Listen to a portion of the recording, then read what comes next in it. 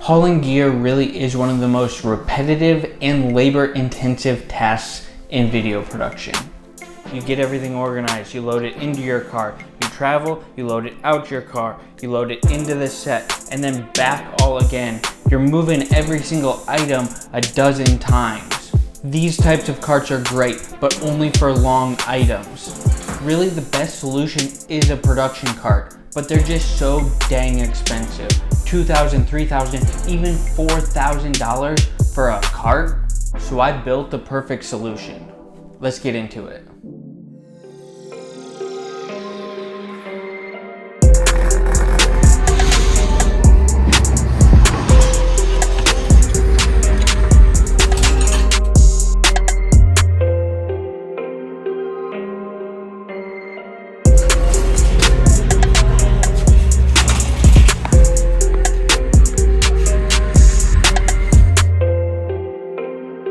All right, now that we've got all the pieces purchased, it's time to start the build. First thing we're gonna need for the build is a cart. That's right, to build a custom cart, we just bought a cart. Now it's not quite that simple. We're gonna add a lot of custom pieces, but this is the first step.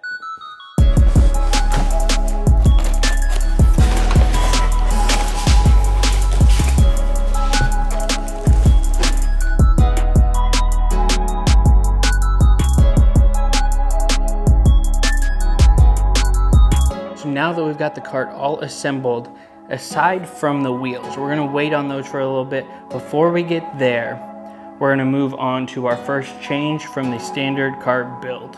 To store all of my video equipment, I use these bins from Hart, which is the Walmart tool brand.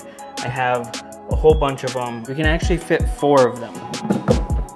2 more right here, picture that. But I also want to store things going across the top without putting weight on top of these bins. That way I can still pull them out.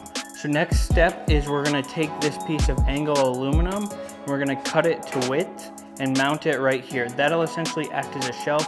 I can lay C-stands across the cart here, and they won't actually be putting their weight on the plastic bins. So we'll get 2 of these, cut to the width of this cart, and bolt them in on either side. Now it's time to get some holes drilled and put a couple bolts through here just to lock those in place.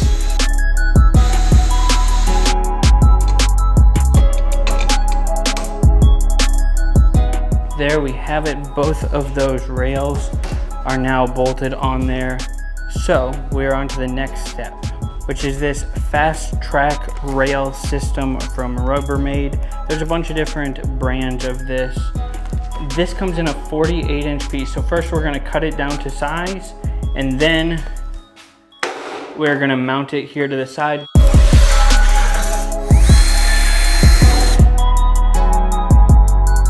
We are in really good shape here. I have this railing attached on both sides.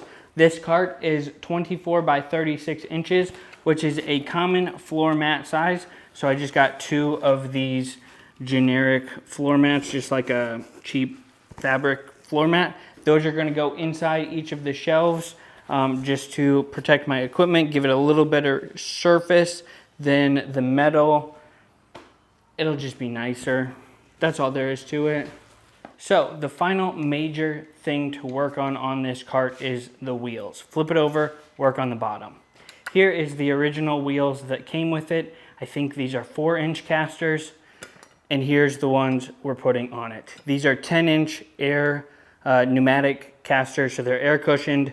It'll be a lot softer. It'll go over bumps a lot easier. Now the other part of this huge wheel is I also want to stabilize the base. So I'm gonna cut a piece of plywood to match the base. It'll kind of spread the weight. We'll flip it over, get the piece of plywood cut, get these big giant wheels mounted, get it cleaned up, and I'll show you the final result.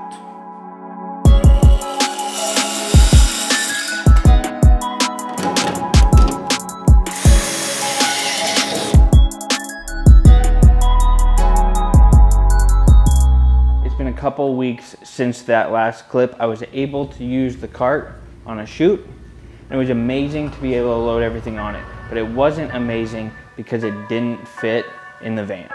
So I've spent some time thinking about different solutions, you know, getting a different ramp, adjusting the cart. So step one, I'm going to drill these supports. Editor Matt from the future here. I didn't really do a good job explaining what we were doing. So we're lowering the cart height by 2 inches, and that'll allow it to fit through the back of the Chrysler Pacifica with everything on it. That way we don't have to unload it when we use it. Okay.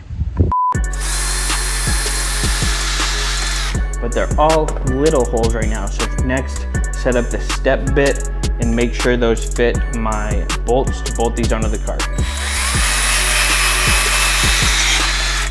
All right, now these new vertical pieces are all done, all deburred and drilled and ready to go. And we're gonna jump ahead just for a second because it'll make the workflow a little easier. These are my new cross member pieces. They're also new pieces of aluminum, 2 inches tall, but they're only 1/2 inch deep. So a little bit of that angle strength without sticking out too far.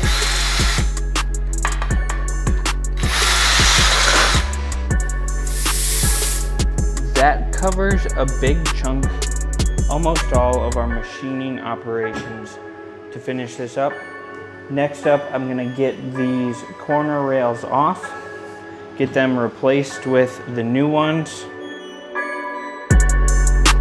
Next up is these new end pieces that'll go on right here. Love that, that is a lot stronger than it was before.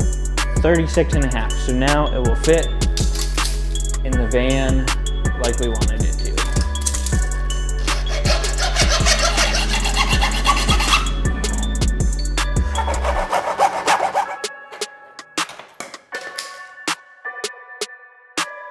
Take this cart back up to the studio.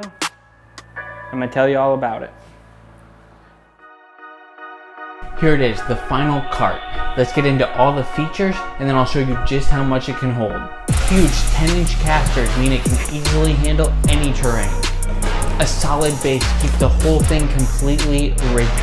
Plenty of space to fit 4 bins beneath, or 2 if you still want to store stuff across the top of them. Rubbermaid fast track rails across all 4 sides so you can easily attach hooks, rails, accessories anywhere you need.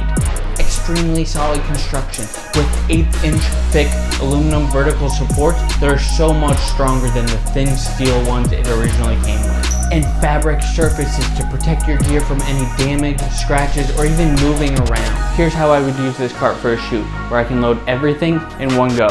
Lighting bin, but one is in use right now. Random electrical stuff. Teleprompter. Tripod. Another tripod. Diffuser screen kit. C-stand. Light stand. Another light stand. Backdrop stand. Extension cords. Step ladder. Camera case. Audio case. Boom mic. Cup holder. For the final part, let's talk about pricing. If you didn't replace the vertical supports, if you did everything else, you could get this entire cart for 300 bucks. Now, since I did replace those vertical pieces, that brought the total up to $360. Still way cheaper than any commercially available film production cart. With film carts usually starting around $1,500, you could build 4 of these for that price. So build yourself one of these, get yourself a new lens, and you'll still come out on top. That's videographer math. Hope you enjoyed this build. Be sure to come back if you want more content like this.